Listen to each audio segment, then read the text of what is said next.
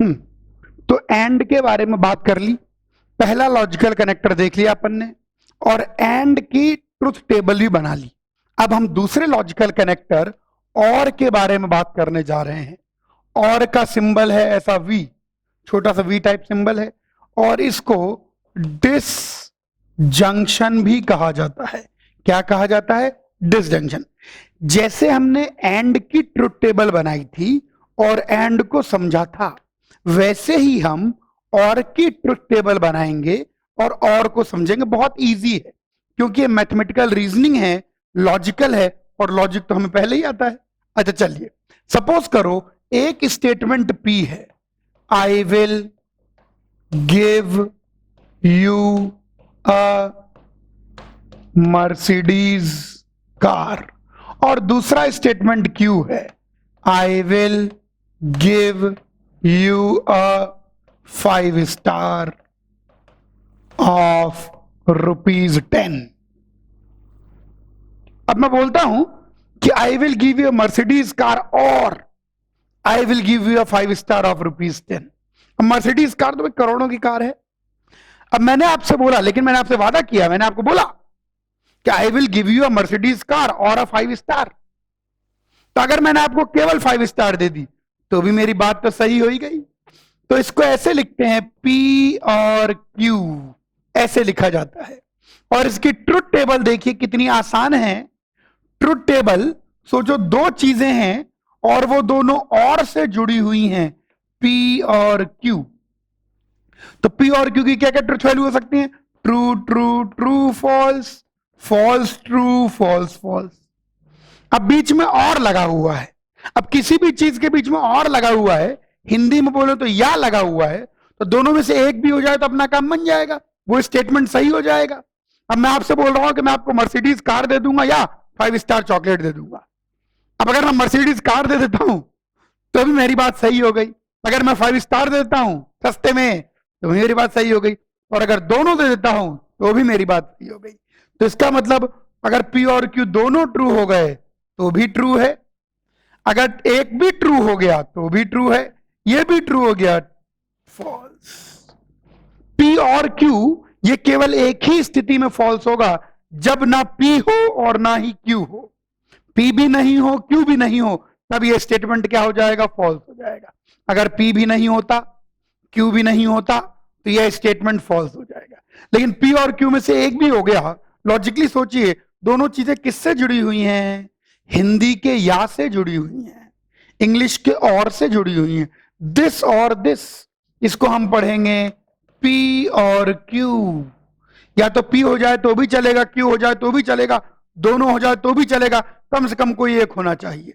यह स्टेटमेंट केवल एक ही स्थिति में फॉल्स होगा, जब पी भी ना हो और क्यू भी ना हो, अदरवाइज यह स्टेटमेंट हमेशा ट्रू रहेगा। तो यह है और की ट्रुथ टेबल। आइए, ट्रुथ टेबल की बात चली है तो एक दो ट्रुथ टेबल बनाते हैं। जैसे मान लीजिए कोई आपसे बोले, इजी है एंड और में कोई दिक्कत नहीं है, कोई बोलता है मेक ट्रुथ टेबल ऑफ, आपको ट्रुथ टेबल मान लीजिए बनानी है नॉट पी और क्यू की। ट्रुथ टेबल बनाना बहुत इजी है, आराम से ट्रुथ टेबल बनाएंगे हम लोग। ध्यान से देखिए, सबसे पहले पी और क्यू, सबसे पहले इनपुट्स को बना लेते हैं, पी और यहां पर एक इनपुट क्यू। और ट्रुथ टेबल बनाने का तरीका यह है कि धीरे धीरे उधर चीजों को जोड़ते जाएंगे। तो पी और क्यू की true true true false false true false false. अब नॉट पी बना लीजिए, आराम से बनाइए, नॉट पी, धीरे धीरे इधर चीजें जुड़ती चली जाती हैं। तो ट्रू का फॉल्स, ट्रू का फॉल्स, फॉल्स का ट्रू, फॉल्स का ट्रू। अब आखिरी आई गया नॉट पी और क्यू। चलिए, तो इन दोनों को ट्रू और फॉल्स, ट्रू, फॉल्स और फॉल्स, फॉल्स, ट्रू और ट्रू, ट्रू, ट्रू और फॉल्स, ट्रू। तो ये हमने ट्रुथ टेबल बना ली, बहुत आसान सी। अब एक और बनाते हैं। ट्रुथ टेबल बनाने एक कोने से शुरू करें और धीरे धीरे बनाते जाएं, कॉलम्स उसमें धीरे धीरे करके ऐड करें। जैसा ये एक बड़ी ट्रुथ टेबल की बात करते हैं, मान लीजिए हमसे कोई बोलता है मेक ट्रुथ टेबल ऑफ मान लीजिए ट्रुथ टेबल बनानी है, P और नॉट R एंड Q और नॉट R, इसकी ट्रुथ टेबल हमको बनानी है। चलिए कोशिश करते हैं। ओके भाई, ट्रुथ टेबल बनानी है। Make truth table of P Q R। आपकी बार 3 है, तो 3 के लिए तो कितने आएंगे? 8। P की 2 पॉसिबिलिटी ट्रू फॉल्स, Q की 2 पॉसिबिलिटी ट्रू फॉल्स और R की भी 2 पॉसिबिलिटी ट्रू फॉल्स। चलो अच्छा, तो पहले तो P Q R की सारी पॉसिबिलिटी मैं लिख लेता हूं। तो यहां पर आ गया P Q R। इसको लिखने का तरीका बड़ा आसान होता है। P का ट्रू फॉल्स लिख दो, फिर Q का लिखना है तो एक ट्रू फॉल्स लिख के ट्रू ट्रू फॉल्स फॉल्स कर दो, फिर इसी को कॉपी कर लो, ट्रू फॉल्स, और यहां पर आ जाएगा ट्रू ट्रू फॉल्स फॉल्स, और ऊपर के आधों में ट्रू और नीचे के आधों में फॉल्स। ये लीजिए, ये सारी की सारी 8 पॉसिबिलिटी लिख ली गई हैं। इस बार आपकी ट्रुथ टेबल थोड़ी बड़ी हो जाएगी। नॉट आर की जरूरत पड़ेगी तो आराम से यहां पर नॉट आर का कॉलम जोड़ लीजिए, false false false false, true true true true. Not R के बाद P और नॉट आर का कॉलम जोड़ लेते हैं, तो यहां पर आ जाएगा, बल्कि थोड़ा यूं कर लें क्या, हाँ, एक मिनट,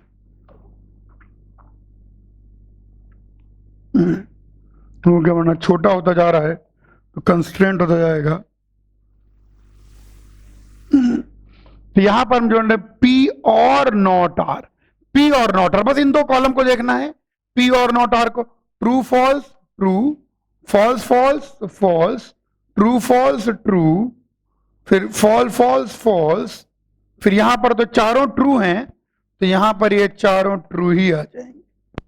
नेक्स्ट कॉलम देखना है Q और नॉट R का, तो एक और कॉलम जुड़ता जाएगा Q और नॉट R का, तो true false true, true false true, false false, false false, फिर यहां पर ये चारों ट्रू हैं, तो नीचे के तो चारों ट्रू ही आ जाएंगे, कि और में तो एक भी ट्रू तो पूरा ट्रू। फाइनली भैया इन दोनों का एंड ले लेना है, तो ऐसे सिस्टमैटिकली करेंगे तो कोई दिक्कत नहीं आएगी। तो यहां पर आ जाएगा P और नॉट R एंड Q और नॉट R, तो true true true, true and true, false and true false, true and false false, false and false false, true. ये लीजिए, ये बन गई इसकी ट्रुथ टेबल। ऐसे आपको जो भी लॉजिकल स्टेटमेंट दे रखा हो, आप बड़े आराम से इसकी ट्रुथ टेबल बना सकते हैं। आइए और बात करते हैं। तो हमने 2 लॉजिकल स्टेटमेंट यहां पर पढ़ लिए, मतलब एंड लॉजिकल कनेक्टिव पढ़ लिया और लॉजिकल कनेक्टिव पढ़ लिया। आइए थर्ड लॉजिकल कनेक्टिव पढ़ें, इफ देन। इस लॉजिकल कनेक्टिव को कंडीशनल स्टेटमेंट भी कहते हैं। क्या कहते हैं? Conditional statement. If P then Q, इसको रिप्रेजेंट करा जाता है P एरो Q से। इसका मतलब है इफ P देन Q। इसको कभी कभी पढ़ने के लिए P इंप्लाइज Q भी पढ़ा जाता है। क्या पढ़ा जाता है? P इंप्लाइज Q, ऐसे भी इसको पढ़ा जाता है। तो if P then Q, P implies Q, if then statement, conditional statement. Common sense की बात है, मैं क्या बोल रहा हूं आपसे, इस पहले इसकी लॉजिक को समझें। If P then Q, suppose P statement है you get selected in IIT, और Q स्टेटमेंट है आई गिव यू पार्टी। तो मैंने आपसे बोला कि if you get selected into IIT then I will give you a party. तो अगर आप IIT में सेलेक्ट हो जाओगे तो मैं आपको पार्टी दूंगा। मैंने स्टेटमेंट, आराम समझे, लॉजिक समझे। If you get selected into IIT then I will give you a party. सोचो, मेरा ये स्टेटमेंट, जो बात मैंने बोली है, ये गलत कब होगी? ये गलत तब होगी जब आप IIT में सेलेक्ट हो और मैं पार्टी ना दूं। और इसकी ट्रुथ टेबल बनाते हैं। शायद आप बात को समझ गए होंगे। आइए इसकी ट्रुथ टेबल बनाते हैं। तो यहां पर दो ही इनपुट है, ज्यादा दिक्कत नहीं है। P Q, P implies Q, true true true, false false, true false false, सारी पॉसिबिलिटी मैंने लिख ली है। सोचो पी भी हुआ और क्यू भी हुआ तो यह चीज सही हो गई। अगर पी हुआ लेकिन क्यू नहीं हुआ, सेलेक्ट हुए पर गुरुजी ने पार्टी दी, तो यह स्टेटमेंट गलत हो गया। क्योंकि यह स्टेटमेंट क्या कहता है? यह स्टेटमेंट कहता है कि अगर पी होगा तो क्यू होगा, अगर आप सेलेक्ट होगे तो पार्टी मिलेगी, अगर आप सेलेक्ट होगे तो पार्टी मिलेगी। तो यह चीज कब गलत होगी? जब आप सेलेक्ट हो लेकिन पार्टी ना मिले। यह चीज कब गलत होगी? जब आप सेलेक्ट हो और पार्टी ना मिले। अच्छा, आइए बात करते हैं। अगर मान लीजिए आप सेलेक्ट ही नहीं हुए तो मेरे पार्टी देने या ना देने का कोई प्रश्न ही पैदा नहीं होता, तो मेरा स्टेटमेंट ट्रू रहेगा। देखो क्यों स्टेटमेंट ट्रू क्यों हो गया, मैं बताता हूं। जैसे भारतीय कानून में जब तक किसी को दोषी ना प्रूव कर दिया जाए तब तक वो निर्दोष है, वैसे ही जब तक स्टेटमेंट गलत नहीं साबित हो जाए। अब देखो ये स्टेटमेंट गलत एक ही स्थिति में होगा, क्योंकि मैं आपसे कह रहा हूं कि अगर तुम्हारा आईआईटी में सिलेक्शन हुआ तो मैं तुमको पार्टी दूंगा। तो ये चीज एक ही तरीके से गलत हो सकती है कि आपका सिलेक्शन हो और मैं पार्टी ना दूं, आपका सिलेक्शन हो और मैं पार्टी ना दूं, तो स्टेटमेंट गलत हो जाएगा। लेकिन अगर आपका सिलेक्शन होता ही नहीं है तो मेरे स्टेटमेंट का जजमेंट ही नहीं हो सकता।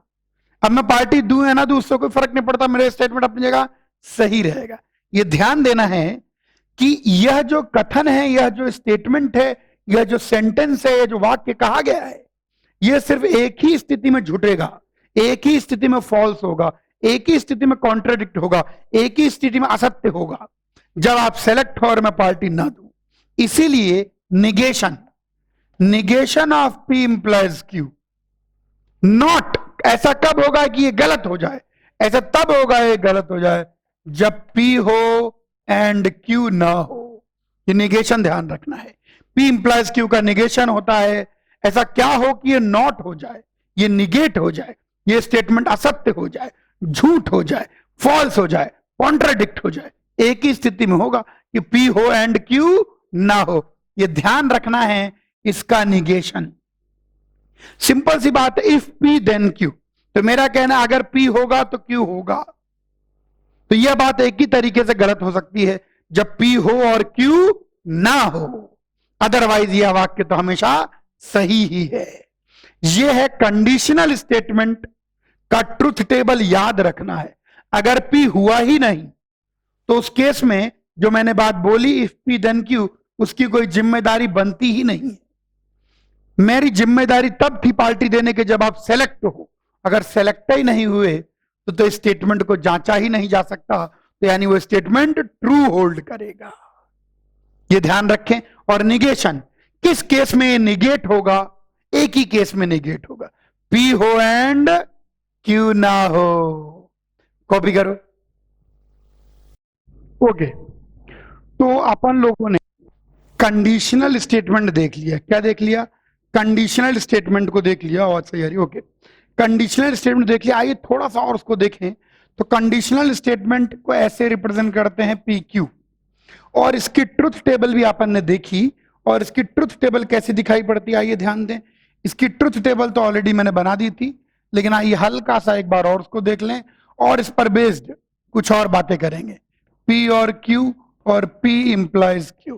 पी इंप्लाइज क्यू का मतलब है इफ पी देन क्यू। इसका मतलब है कि मैं कहना चाहता हूं कि अगर पी होगा तो क्यू भी होगा। तो आइए सारे पॉसिबल इनपुट लिखें। True true, true false, false true, false false. ये सारे पॉसिबल इनपुट आ गए। True true, true false, false true, false false. अब सोचो मैं क्या कह रहा हूं। मैं आपसे कह रहा हूं कि अगर पी होगा तो क्यू भी होगा। ये मैं कहना चाहता हूं कि अगर पी होगा तो क्यू भी होगा। यही मेरा स्टेटमेंट है। तो भाई अगर पी भी हुआ क्यू भी हुआ तो मेरा कथन सही हो गया। लेकिन पी हु, देखो सोचो मैं क्या कह रहा हूं कि इफ पी देन क्यू। तो सोचो मेरा ये कहना गलत कब होगा? मेरा ये कहना केवल तभी गलत होगा जब पी हो और क्यू ना हो। पी हो और क्यू ना हो, क्योंकि मैं कह रहा हूं कि पी होने पर क्यू होना चाहिए, लेकिन पी हो रहा है और क्यू नहीं हो रहा है। अच्छा, अगर P हुआ ही नहीं तो मेरे स्टेटमेंट को जांचा ही नहीं जा सकता, क्योंकि मेरे स्टेटमेंट की परख कब होगी? जब P हो और Q ना हो। तो इन दोनों ही केस में स्टेटमेंट ट्रू होल्ड करेगा। देखिए, मैं आपसे कह रहा हूं, if you get selected into IIT then I will give you a party. तो ये चीज जो मैंने बोली, if you get selected into IIT then I will give you a party, ये केवल एक ही स्थिति में गलत हो सकती है। कब? जब आप IIT में सेलेक्ट हो और मैं पार्टी ना दूं। अगर आप IIT में सेलेक्ट ही नहीं हुए, अगर P हुआ ही नहीं, तो मेरा स्टेटमेंट सही है, क्योंकि मेरे स्टेटमेंट को गलत करना पड़ेगा। जैसे कानून की नजर में जब तक आप अपराधी साबित ना हो जाए तब तक बेकसूर है, वैसा ही है। जब तक स्टेटमेंट गलत सिद्ध ना हो जाए तो ट्रू ही मानना है। तो मैं बोल रहा हूं, इफ P देन Q, यानी यदि P होगा तो Q को भी होना पड़ेगा। तो मेरा स्टेटमेंट एक ही सूरत में गलत हो सकता है, एक ही स्थिति में गलत हो सकता है, और वह है जब P हो और Q ना हो। अगर P हुआ और Q नहीं हुआ तो मेरा स्टेटमेंट गलत हो जाएगा। बाकी हर स्थिति में मेरा स्टेटमेंट सही होल्ड करेगा। इसीलिए negation of P implies Q क्या होता है? कब यह चीज निगेट हो जाएगी, कब यह चीज फॉल्स हो जाएगी, कब यह चीज झूठ हो जाएगी? जब P हो एंड Q ना हो। यह ध्यान रखना है। निगेशन का मतलब झूठ कर देना, गलत कर देना, फॉल्सिफाई कर देना, असत्य कर देना उसको। तो ये चीज कब असत्य होगी, कब फॉल्स होगी, कब निगेट होगी, कब झूठी होगी? जब P हो और Q ना हो। निगेशन, तो negation of P implies Q, या negation of if P then Q होगा, P एंड नॉट Q, इसका निगेशन होगा। बिल्कुल ध्यान रखना है, P एंड नॉट Q। एक और शब्द आता है Contra positive, Contra positive of P implies Q। आइए कॉन्ट्रा पॉजिटिव को मैं समझाता हूं, पर कॉन्ट्रा पॉजिटिव को समझाने के पहले आइए ट्रुथ टेबल बनाते हैं। मैं ट्रुथ टेबल बना रहा हूं, not Q implies not P। फिर मैं आपको कॉन्ट्रा पॉजिटिव का मीनिंग समझाऊंगा। चलिए ट्रुथ टेबल बनाएं। ट्रुथ टेबल बनाने के लिए मैंने आपको बता दिया है, इधर ओपन छोड़ दें और धीरे धीरे इधर से बिल्ड करना शुरू करें। पहले P और Q की सारी पॉसिबिलिटी लिखें, true true, true false, false true, false false. अब नॉट P चाहिए तो नॉट Q और यहां नॉट P लिख लें, और फिर आखिर में एक ही बस not Q implies not P। Not Q हो जाएगा false true false true, not P हो जाएगा फॉल्स फॉल्स ट्रू ट्रू। आइए, not Q implies not P, false में तो ट्रू हो जाएगा, ट्रू फॉल्स में फॉल्स हो जाएगा, फॉल्स ट्रू में ट्रू ट्रू। देखिए ध्यान से, यहां पर इन दोनों ट्रुथ टेबल को कंपेयर कीजिए।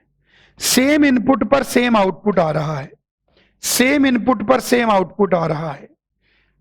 P और Q ट्रू ट्रू तो आउटपुट ट्रू, P और Q ट्रू ट्रू तो आउटपुट ट्रू, T और F ट्रू फॉल्स तो output false, true false output false, false true तो आउटपुट ट्रू, फॉल्स ट्रू तो output true, false false output true, false false output true. यानी same input के truth value के लिए same output की truth value आ रही है। ऐसे दो स्टेटमेंट कहलाते हैं लॉजिकली इक्विवेलेंट स्टेटमेंट। क्या कहलाते हैं? Logically equivalent statement. Logically equivalent statement का मतलब है कि ऐसे दो स्टेटमेंट जिनमें सेम इनपुट पर सेम आउटपुट मिले हर बार, जैसे इक्वल और आइडेंटिकल फंक्शन हुआ करते थे। तो लॉजिकली इक्विवेलेंट स्टेटमेंट का मतलब है for same truth values of input we get same truth value of output always. तो ऐसे दो स्टेटमेंट, कोई आदमी बोले लॉजिकली इक्विवेलेंट स्टेटमेंट, इसका मतलब इनपुट की सेम ट्रुथ वैल्यू के लिए आउटपुट की सेम ट्रुथ वैल्यू मिलेगी। तो ऐसे दो स्टेटमेंट कहलाते हैं लॉजिकली इक्विवेलेंट। यानी इसका मतलब है कि P इंप्लाइज Q को मैं ऐसे भी लिख सकता हूं, not Q implies not P। इसी चीज को इसका कॉन्ट्रा पॉजिटिव कहा जाता है। दोनों लॉजिकली इक्विवेलेंट हैं, चाहे तो आप ये लिखो चाहे ये लिखो, कोई फर्क नहीं पड़ रहा है, क्योंकि इसमें सेम इनपुट की ट्रुथ वैल्यू पर जो आउटपुट मिलेगा, इसमें भी सेम इनपुट की ट्रुथ वैल्यू पर सेम आउटपुट मिलेगा। लेकिन इसको इसका कॉन्ट्रा पॉजिटिव कहा जाता है। पहले ये समझ लीजिए, दोनों में से ये कहें दोनों का लॉजिकली एक ही मतलब है। मैं बताता हूं कैसे। देखो, यहां लिखा है P इंप्लाइज Q, यानी इसका मतलब हो गया इफ P देन Q, और इसका मतलब हो गया if not Q then not P। अब समझो, if you get selected into IIT then you will get a party. अगर गुरुजी बिल्कुल सच बोल रहे हैं कि अगर आप सेलेक्ट हो गए IIT में तो पार्टी मिलेगी, तो यह बात भी सही है कि if you did not get party then you were not selected into IIT। If no party then no selection. यानी अगर पार्टी नहीं मिली है इसका मतलब आपका IIT में सिलेक्शन नहीं हुआ है। अच्छा, यहां से भी देख लो, यहां से भी देख लो आप इस बात को, ठीक है। नॉट P नॉट, इसका मतलब है, ध्यान रखें, दोनों एक ही बात है, दोनों एक ही बात है कि अगर आपको पार्टी नहीं मिली है इसका मतलब IIT में सिलेक्शन नहीं हुआ है, क्योंकि अगर आप IIT में सेलेक्ट होते तो आपको सर पार्टी देते ही देते। कॉन्ट्रा पॉजिटिव, ये स्टेटमेंट इसका कॉन्ट्रा पॉजिटिव कहलाता है, लेकिन दोनों लॉजिकली इक्विवेलेंट स्टेटमेंट है। तो यहां पर अपन ने तीन चीजें सीखी, तीन चीजें बताई। निगेशन इसका क्या होता है, कॉन्ट्रा पॉजिटिव क्या होता है, और लॉजिकली इक्विवेलेंट स्टेटमेंट का क्या मतलब है। आइए और बातें सिखाऊं। आइए एक ट्रुथ टेबल बनाते हैं और उस ट्रुथ टेबल से मैं आपको एक और गजब का रिजल्ट, एक और गजब की बात बताता हूं। बिल्कुल ध्यान से देखिए इस ट्रुथ टेबल को। आइए एक ट्रुथ टेबल बनाते हैं। क्वेश्चन कहता है make truth table of P implies Q और Q इंप्लाइज P। अब तो ट्रुथ टेबल बनाने में हम लोग एक्सपर्ट हो गए हैं, अब तो ट्रुथ टेबल बनाना हमारे लिए कोई बड़ी बात नहीं है। चलिए ट्रुथ टेबल बनाते हैं, शुरुआत करेंगे यहां से। P और Q के सारे पॉसिबल इनपुट लिख लें, true true true, false false, true false false.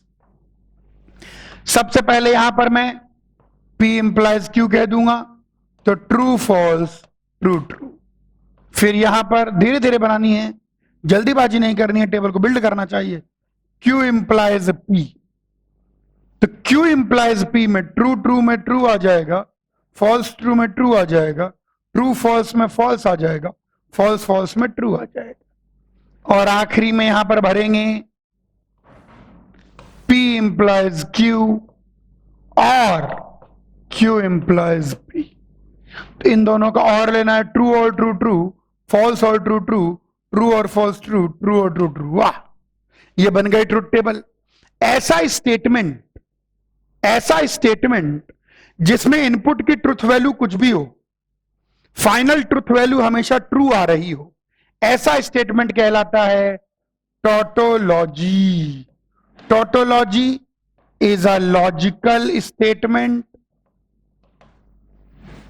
which is always true for any truth value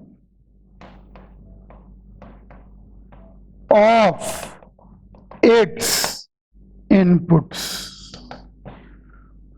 ऐसा स्टेटमेंट जिसमें फाइनल में सब ट्रू ही ट्रू आ जाए, यानी बेसिकली हम कह सकते हैं कि P इंप्लाइज Q और Q इंप्लाइज P ये हमेशा ट्रू है, तो ऐसा स्टेटमेंट टोटोलॉजी कहलाता है।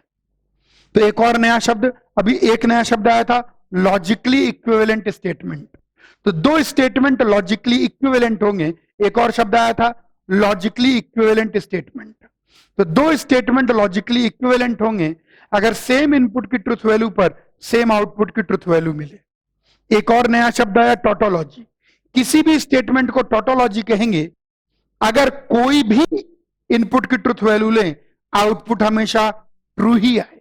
Given any value, given any truth value of input the output is always true is known as tautology. Copy करें। आइए, तो ये हम समझ गए, लॉजिकली इक्विवेलेंट स्टेटमेंट का मतलब भी समझ गए, टोटोलॉजी शब्द का मतलब समझ गए। अगर हमें कभी चेक करना है कि गिवन स्टेटमेंट टोटोलॉजी है कि नहीं, तो क्या करेंगे, ट्रुथ टेबल बना लीजिए। कोई भी वैल्यू रखेंगे इनपुट की, कोई भी ट्रुथ वैल्यू, आउटपुट हमेशा ट्रू ही आएगा। अब एक और एग्जांपल लेते हैं। यहीं पर मान लीजिए मैं आपसे क्वेश्चन पूछूं, make truth table of P implies not P and not P implies P।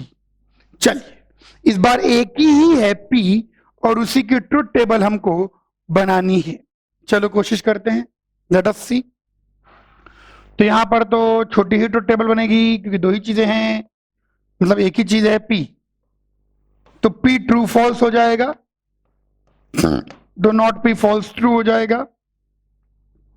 तो P इंप्लाइज नॉट P की अगर बात करेंगे तो P implies not P true और ये फॉल्स, तो फॉल्स आ गया, और फॉल्स और ट्रू ट्रू आ गया। नॉट P इंप्लाइज P, तो नॉट P, तो पहला वाला फॉल्स तो ये ट्रू ही रहेगा और ट्रू फॉल्स में फॉल्स हो जाएगा। तो आइए आखिरी चरण में पहुंच चुके हैं। P implies not P and, यहां पर इसको मिटा देते हैं, ओ and not P implies P। इन दोनों का false and true false, false true and false false. वाह, इस बार आउटपुट हमेशा फॉल्स ही आया। ऐसा स्टेटमेंट जिसका आउटपुट हमेशा फॉल्स ही आता है यह कहलाता है फॉलेसी या कॉन्ट्राडिक्शन। तीन नए शब्द हमने सीखे, logically equivalent statement, tautology and fallacy. अगर कोई स्टेटमेंट कॉन्ट्राडिक्शन है, कोई स्टेटमेंट फॉलेसी है, यानी वह हमेशा ही गलत है, चाहे कुछ भी इनपुट ले लो आप। अगर कोई स्टेटमेंट टोटोलॉजी है तो हमेशा ही सही है, चाहे कुछ भी इनपुट ले लो आप। ओके, चलिए अब हम जरा बाई कंडीशनल स्टेटमेंट की बात करते हैं। कंडीशनल स्टेटमेंट का निगेशन देख लिया, कंडीशनल स्टेटमेंट का कॉन्ट्रापॉजिटिव देख लिया, कॉन्ट्रापॉजिटिव का मतलब समझ लिया, लॉजिकली इक्विवेलेंट स्टेटमेंट का मतलब समझ लिया, टोटोलॉजी का मतलब समझ लिया, ऑलवेज ट्रू, फॉल्सी का मतलब समझ लिया, ऑलवेज फॉल्स। आखिरी लॉजिकल स्टेटमेंट जो कि देखना है, इफ एंड ओनली इफ। हाँ, इफ एंड ओनली इफ, इसको कहते हैं by conditional statement implies and implied by, यानी P if and only if Q। इसको हम लिखते हैं P दिस, और इसको पढ़ते हैं P implies and implied by Q। अलग अलग तरीके हैं, यानी P होगा तो Q होगा और Q होगा तो P होगा। इफ ट्रायंगल इज इक्विलेटरल, मान लो बोलते हैं triangle is equilateral if and only if all three sides are equal, यानी तीनों साइड इक्वल होंगी तो ट्रायंगल इक्विलेटरल होगा, और अगर ट्रायंगल इक्विलेटरल होगा तो तीनों साइड इक्वल होगी, यानी P और Q दोनों के दोनों होंगे या दोनों के दोनों नहीं होंगे। अगर P होगा तो Q भी होगा और Q होगा तो P भी होगा, इसीलिए इसको बाई कंडीशनल स्टेटमेंट भी कहते हैं। बाई कंडीशनल स्टेटमेंट भी कहा जाता है, बाई कंडीशनल। आइए इसकी ट्रुथ टेबल शायद आप लॉजिकली समझ चुके हो। ट्रुथ टेबल बनाने में कोई विशेष बात नहीं है, ट्रुथ टेबल हम फटाफट बना सकते हैं। यहां P है, एक Q है, और P by conditional Q, true true, true false, false true, false false. या तो अगर P है तो Q है और Q है तो P है, या तो दोनों एक साथ होंगे या दोनों एक साथ नहीं होंगे। अगर एक है और एक नहीं है तो ये फॉल्स आ जाएगा। बाई कंडीशनल स्टेटमेंट का मतलब है इफ एंड ओनली इफ का मतलब है कि P है तो Q भी है और P नहीं है तो Q भी नहीं है, या तो दोनों एक साथ होंगे या दोनों एक साथ नहीं होंगे। अगर ट्रायंगल इक्विलेटरल है तो तीनों साइड बराबर होगी, और तीनों साइड बराबर होगी तो ट्रायंगल इक्विलेटरल है। अगर इक्विलेटरल नहीं है तो तीनों साइड भी बराबर नहीं है, और तीनों साइड भी बराबर नहीं है तो इक्विलेटरल भी नहीं है। ये है इसका निगेशन। समझें, निगेशन आपको समझना पड़ेगा कब कब ये फॉल्स हो सकता है। सोचो, ये दो स्थितियों में फॉल्स हो सकता है, P हो जाए Q ना हो, या P ना हो Q हो जाए। सोचो जो मैं बोल रहा हूं, P हो जाए एंड Q ना हो, या P ना हो एंड Q हो जाए। जो बोला वही लिखो। सोचो ये कब कब गलत हो सकता है, कब कब झूठ हो सकता है, कब कब फॉल्स हो सकता है। P हो और Q ना हो, या P ना हो और Q हो, तो ये इसका निगेशन है। इसके अंदर कॉन्ट्रा पॉजिटिव जैसा कुछ नहीं होता, इसको अलग से ध्यान रखना है। कॉपी करें। यहां से एक और बात ऑटोमेटिकली आप समझ चुके होंगे, लेकिन फिर भी मैं बोल देता हूं अपनी तरफ से कि P implies and implied by Q, ये एक ही बात है कि P implies Q and Q implies P, एक ही बात है। ये दोनों लॉजिकली इक्विवेलेंट स्टेटमेंट हैं, या यूं कह लीजिए कि इसका मतलब यह भी निकाला जा सकता है। इसका मतलब P implies and implied by Q, मतलब P होगा तो Q होगा, if P then Q, and if Q then P। ये हो गया बाई कंडीशनल स्टेटमेंट के बारे में, उसकी ट्रुथ टेबल की अंडरस्टैंडिंग, उसकी निगेशन की अंडरस्टैंडिंग। देखो, निगेशन का सिंपल सा मतलब है कब वह चीज झूठ हो जाएगी। तो ये दो तरीके से झूठ हो सकती है, P हो एंड Q ना हो, और P ना हो एंड Q हो जाए। क्योंकि P होने पर Q को होना है और Q के होने पर P को होना है। तो ये हमारे पास P implied and implied by Q को आप P implies Q and Q implies P भी कह सकते हैं। ये बाई कंडीशनल। अपन ने काफी सारी बातें सीख ली। लॉजिकली इक्विवेलेंट स्टेटमेंट का मीनिंग बिल्कुल क्लियर होना चाहिए, टोटोलॉजी का मीनिंग बिल्कुल क्लियर होना चाहिए, फॉलिसी का मीनिंग क्लियर होना चाहिए, Contra positive of conditional statement का मतलब आप समझ गए होंगे, और बाई कंडीशनल स्टेटमेंट का मतलब भी यहां पर आके अच्छे समझ गए होंगे। आइए आगे बढ़ते हैं। आइए अब हम बात करते हैं, अब ये सारे लॉजिकल ऑपरेटर तो पढ़ लिए हमने, अब हम बात करते हैं laws related to logical operators. जो लॉजिकल ऑपरेटर अपन ने पढ़े उनसे जुड़े हुए कुछ लॉज हैं। तो अपन बात करते हैं एल्जेब्रा ऑफ लॉजिकल ऑपरेटर्स। इन लॉज को इनके नाम के साथ ध्यान रखना है। कैसे? इनके नाम के साथ। सबसे पहला है कम्यूटेटिव लॉ। कम्यूटेटिव लॉ सबसे पहले है कम्यूटेटिव लॉ। कम्यूटेटिव लॉ कहता है P and Q is Q and P, और दूसरी बात ये कहता है P और Q इज Q और P। ध्यान रखना है कि एंड लॉजिकल ऑपरेटर और दूसरा और लॉजिकल ऑपरेटर दोनों कम्यूटेटिव हैं। चार ही लॉजिकल ऑपरेटर आपने पढ़े हैं, and, or, if, then, if and only if. ठीक है, तो एंड और ये दोनों कम्यूटेटिव होते हैं। P एंड Q कहें, Q एंड P कहें, एक ही मतलब है। P और Q कहें, Q और P कहें, एक ही मतलब है। ये लॉज नाम के साथ ध्यान रखने चाहिए। पहला है कम्यूटेटिव लॉ, दूसरा है एसोसिएटिव लॉ। तो एंड ऑपरेशन एसोसिएटिव होता है, यानी P and Q and R करना हो तो P and Q and R कर सकते हैं। P और Q और R करना हो तो P और Q और R कर सकते हैं। एसोसिएटिव लॉ, बिल्कुल एसोसिएटिव लॉ को ध्यान रखना है। तीसरा है डिस्ट्रीब्यूटिव लॉ। तीसरा है डिस्ट्रीब्यूटिव लॉ। आइए डिस्ट्रीब्यूटिव लॉ की बात करें। एंड और दोनों एक दूसरे के ऊपर डिस्ट्रीब्यूटिव होते हैं, यानी P एंड Q और R कहेंगे तो ये P एंड Q और पी एंड आर आ जाएगा। देखो पी क्यू और आर के ऊपर डिस्ट्रीब्यूट हो गया। उसी प्रकार से पी और क्यू एंड आर कहेंगे तो ये पी और क्यू एंड पी और आर निकल के आ जाएगा। ये कहलाता है डिस्ट्रीब्यूटिव लॉ। डिस्ट्रीब्यूटिव लॉ का मतलब है कि दोनों एक दूसरे के ऊपर डिस्ट्रीब्यूटिव हैं।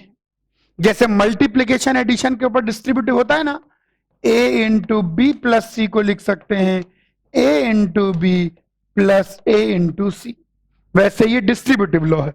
तो पी एंड क्यू और आर, तो एंड और के ऊपर डिस्ट्रीब्यूटिव है और एंड के ऊपर डिस्ट्रीब्यूटिव है, दोनों ही एक दूसरे के ऊपर डिस्ट्रीब्यूटिव है। इन लॉज का भी अपन यूज करेंगे, ध्यान रखना है।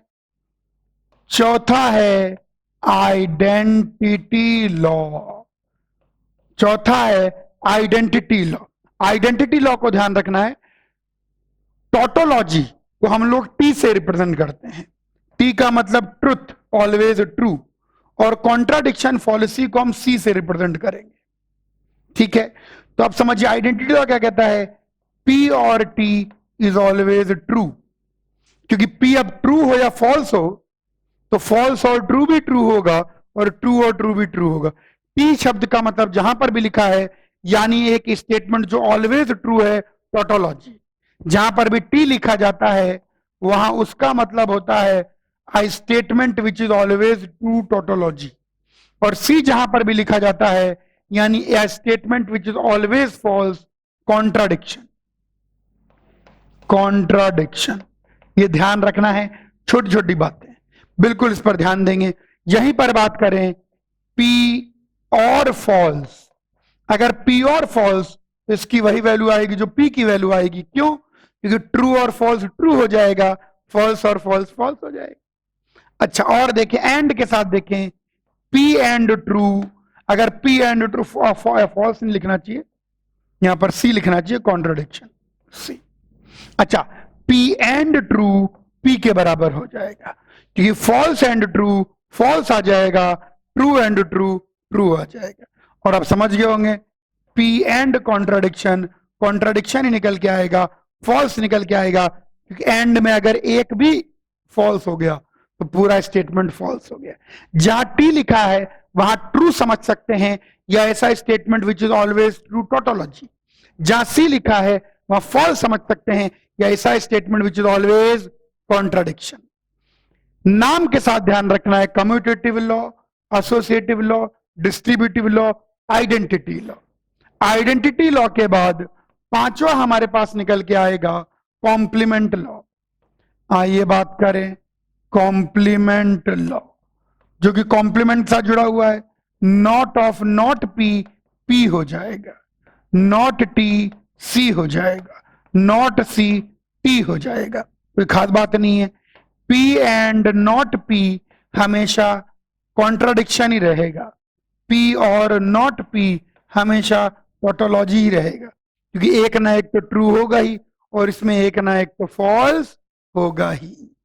नेक्स्ट छठा इंपॉर्टेंट लॉ जो कि नाम के साथ ध्यान रखना है वो है आइडेम्पोटेंट लॉ। आइए आइडेम्पोटेंट लॉ की बात करें। पी और पी पी के ही बराबर होगा, फॉल्स और फॉल्स फॉल्स, ट्रू और ट्रू ट्रू। उसी प्रकार से पी एंड पी ये भी पी के ही बराबर होगा, क्योंकि ट्रू एंड ट्रू ट्रू ही आएगा और फॉल्स एंड फॉल्स फॉल्स ही आएगा। कॉपी करें और बात करूं। और देखें ये जो खास स्टेटमेंट है, ये जो खास स्टेटमेंट है नॉट ऑफ नॉट भी पी हो जाएगा, इसको इन्वॉल्यूशन लॉ भी कहते हैं। ये नाम ध्यान रखने हैं। पता लगा आपसे यही पूछ लिया कि विच इज इन्वॉल्यूशन लॉ, बता नहीं पाए। ये जो खास स्टेटमेंट है इसको इन्वॉल्यूशन लॉ भी कहते हैं। इसको सातवां नाम दे देते हैं 7। और आठवां और आखिरी चीज डी मॉर्गन्स लॉ। आइए डी मॉर्गन्स लॉ की बात करें। Not of P and Q is not P और नॉट क्यू। आगे देखिए, नॉट ऑफ पी और Q is not P and not Q. ये है डी मॉर्गन्स लॉ। ये सारे लॉ ध्यान रखने हैं, ये सारे लॉ बिल्कुल लॉजिकल हैं एक्चुअली, और लॉजिक तो हम ह्यूमन बींग्स तो ऑलरेडी लॉजिकल हैं। Commutative law, associative law, distributive law, identity law, complement law, idempotent law, De Morgan's law और एक इन्वोल्यूशन लॉ। ये आठों के आठों लॉ नाम के साथ में याद रहने चाहिए। कॉपी करिए।